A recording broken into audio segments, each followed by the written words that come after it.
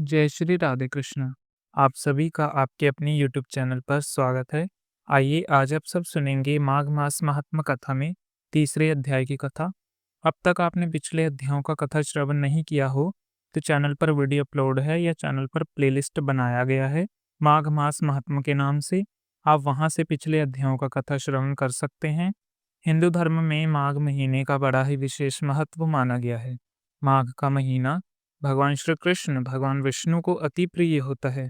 जो भी भक्त सच्ची श्रद्धा के साथ माह के महीने में संगम में स्नान करते हैं, गंगा नदी में स्नान करते हैं, भगवान श्री कृष्ण भगवान विष्णु का पूजन करते हैं।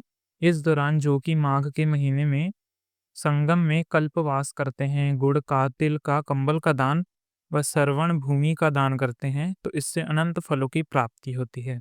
इस दौरान जो कि भगवान विष्णु की प्रसन्नता के लिए पुरुष सूक्त का पाठ या श्रवण करना चाहिए। माघ मास महात्मा का कथा आदि का श्रवण करना चाहिए। इससे पुण्य फलों की प्राप्ति होती है।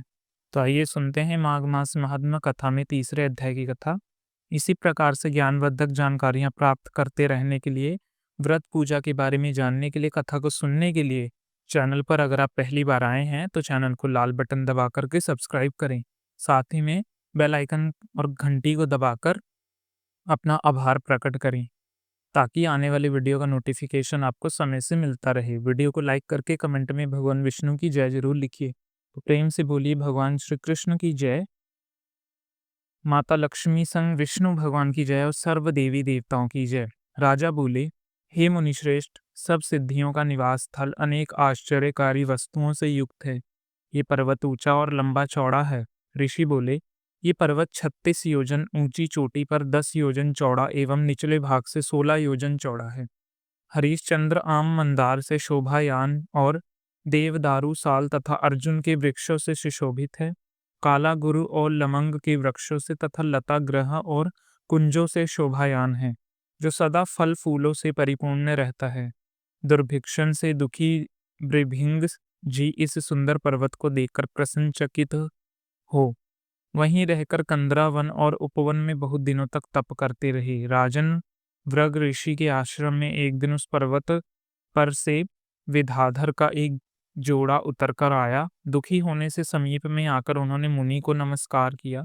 इनको देखकर भृगु जी सुंदर शब्द बोले कि हे विद्याधर, तुम दोनों क्यों दुखी हो। ऋषि के वचन को सुनकर विद्याधर बोले कि हे तपस्वी, हो में श्रेष्ठ, मेरे दुखों का कारण सुनिए। पुण्य के फल से स्वर्ग में देव श्री को पाकर भी किसी पाप कर्म से मेरा मुख व्यागाघ जैसा हुआ है, जिससे मुझे शांति नहीं होती। दूसरे भी कारण सुनिए। ये मेरी पत्नी स्वरूपवती, मधुर वाणी बोलने वाली, कल्याणी, नाचने गाने में चतुर तथा सभी लक्षणों से युक्त है। अपनी किशोर अवस्था में इसे सातों सुर वाली वीणा को बजाकर मुक्त भाव से कोकिल कंठ से गाकर गीता रसा भग्य नारद जी को संतुष्ट किया। कुबेर को भी इसने अपना वरना के बजाने से प्रसन्न किया। इसके वक्र अति अंग फड़कने से इस घिन्नता उसके पश्चिम स्वर्ग को सुनकर शिवजी भी रोमांचित हो गए। इसके समान स्वर्ग में दूसरे कोम लांग नहीं है। कहाँ ये चंद्रमुखी सुंदरी स्त्री, कहाँ वह व्यघाग्र मूर्ख वाला मनुष्य है। हे ब्राह्मण, यही चिंता मेरे हृदय को सदा जलाती रहती है। वशिष्ठ जी बोले। विद्याधर के ऐसे वचनों को सुनकर त्रिकलदर्शी भृगु जी हंसकर बोले कि हे विद्याधर, ये श्रेष्ठ सुनो, कर्म के विचित्र फलों से ज्ञानवर्धक भी मोहित हो जाता है। मुखी के विष के समान छूटी भी पाप का फल दुखदाई होता है। माघ मास की एकादशी के दिन उपवास करके द्वादशी न आने तक के शरीर में तेल लगाने से तुम व्यवाघ मूर्ख हुए। स्वक्ष एकादशी के दिन उपवास करके द्वादशी को तेल सेवन करने से प्राचीन समय में पूर्व राजा को कुरूप शरीर मिला, जिससे देखकर वह बड़ा दुखी हुआ और हिमालय पर्वत पर देव सरोवर के किनारे गया। प्रीतिपूर्वक शुद्ध स्नान कर कुशासन पर बैठ घनश्याम कमल नेत्रों वाले शंख चक्र गदा पद्म पीतांबर कस्तमणि तथा वनमाला धारी विष्णु भगवान का राजा ने जितेंद्रिय हो हृदय से चिंतन कर 3 मास तक निराहार रहकर दारुण तप किया। 7 जन्मों के तप के बराबर राजा के थोड़े ही चिंतन से भगवान प्रसन्न हो गए। मकर के स्वर्ग में माघ शुक्ल की एकादशी को भगवान ने प्रसन्न होकर अपने शंख से राजा को पवित्र किया और उसके तेल लगाने की याद कराते हुए उसको बहुत सुंदर स्वरूप दिया, जिसके रूप को देखकर दिव्य नायिका उर्वशी उसे चाहने लगी। इस प्रकार स्वरूपवान राजा अपने नगर को चला गया। विद्याधर, इस तरह की कर्म गति को जानकर क्यों दुखी होते हो? यदि तुम इस करुणापति को छुड़ाना चाहते हो तो जल्दी से पुराने पापों को नष्ट करने वाली मणिकर नदी के जल में माघ मास में स्नान करो, जहाँ ऋषि सिद्धि देवता इत्यादि निवास करते हैं। तुमको इसी विधि बतलाता हूँ। तुम्हारे भाग्य से माघ मास 5वें दिन से ही आएगा। पौष महीने की एकादशी से लेकर माघ शुक्ल की एकादशी तक महीने भर पृथ्वी पर शयन व निराहार रहें। त्रिकाल स्नान करो, सब भागों को त्याग कर जितेंद्रिय रहो। 3 समय भगवान विष्णु का पूजन करने से सब पापों से छूट मिलेगी। तब मैं द्वादशी के शुभ दिन आकर पवित्र जल से शिवजी के स्तोत्र और मंत्रों से तुम्हारा मुख कामदेव के समान कर दूंगा। हे विद्याधर, तब इस वरण के साथ सुखपूर्वक करण कर माघ मास के प्रभाव को जान सदा माघ स्नान किया करो। हे राजन, इस तरह सर्वज्ञ महात्मा भगु जी के विद्याधरों को एक गाथा फिर सुनाई। माघ स्नान में विपत्ति पापों का क्षय होता है, जो सभी यज्ञों से अधिक है और सब दान का फल देता है। विद्याधर, योगों से युक्त से तीव्र तप से माघ मास अधिक फलदायी है। पुष्कर क्षेत्र, कुरुक्षेत्र, ब्रह्मा पर्वत, ब्रह्मांड पर्वत, पृथुदक, काशी, प्रयाग तथा गंगा सागर संगम स्थानों में जो फल 10 वर्ष नियम करने से मिलता है, वह माघ में 3 दिन स्नान करने से निश्चय ही मिलता है। जो चीरकाल तक स्वर्ग में रहना चाहता है, वह मकर के सूर्य में कभी भी जल में स्नान करे।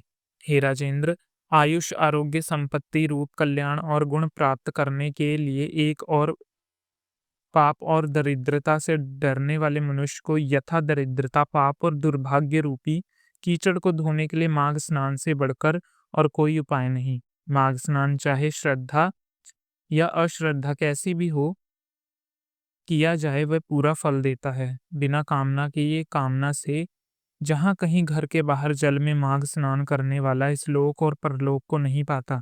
महीने के दोनों पक्षों में चंद्रमा के घटने और बढ़ने की तरह पाप नष्ट होते हैं और पुण्य बढ़ता है। खान में अनेकों प्रकार के रत्न पैदा होने की तरह पुत्र पौत्र तथा संपत्ति बढ़ती है। जैसे कामधेनु कामों को और तथा चिंतामणि चिंतन फल को देता है, उसी प्रकार से माघ स्नान सब मनोरथ को अवश्य पूर्ण करता है। जैसे सतयुग में तप करने से तथा त्रेता में यज्ञ करने से पूर्ण ज्ञान होता है, वही ज्ञान द्वापर और कलयुग में माघ स्नान से प्राप्त होता है। भूपति, सभी वर्णों तथा सभी आश्रमों को माघ स्नान धर्म की धारा अवश्य पुनीत करती है। भृगु जी के ऐसे वचन सुनकर विद्याधर ने उसी आश्रम में माघ महीने में उनके साथ पर्वत के झरने के सरोवर में विधि पूर्वक स्त्री संग स्नान किया और भृगु जी की कृपा से वह देव मुक्त हो जाने से मणि पर्वत पर आनंद करने लगा। प्रसन्नचित्त होकर उस पर अनुग्रह कर भृगु जी विंदी पर्वत पर आए और विद्याधर का मुख कामदेव के समान कर दिया। तत्पश्चात भृगु जी विंध्य पर्वत पर उतर अपने शिष्यों के साथ रेवा नदी पर आए।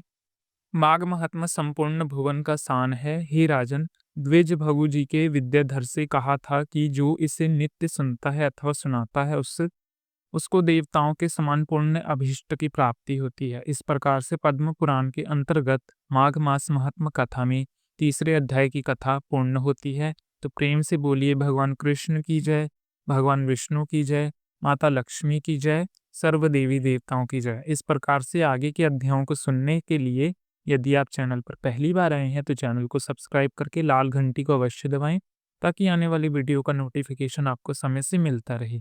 वीडियो को लाइक करें, शेयर करें ताकि दूसरों का भी लाभ हो। सुखी रहें, स्वस्थ रहें, भगवान श्री कृष्ण की कृपा आप पर बनी रहे और फिर मिलते हैं आपसे अगली वीडियो में। तब तक के लिए जय श्री राधे कृष्ण।